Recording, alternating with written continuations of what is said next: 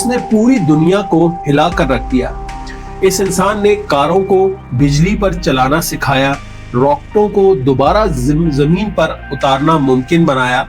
Internet کو خلا تک پہنچا دیا، اور اب وہ انسانوں کے دماغ میں کمپیوٹر چپ لگانے کی تیاری کر رہا ہے۔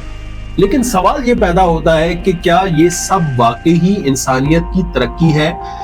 یا ہم خاموشی سے ایک بہت بڑے اور ہولناک خطرے کی طرف بڑھ رہے ہیں؟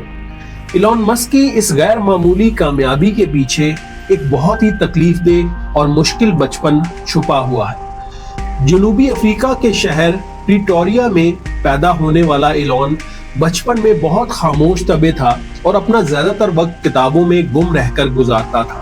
یہاں تک کہ وہ دن میں 10 سے 12 گھنٹے مطالعہ کرتا تھا، اور اس کی اس خاموشی اور دوسروں سے مختلف ہونے کی وجہ سے اسے اسکول میں بدترین بلنگ کا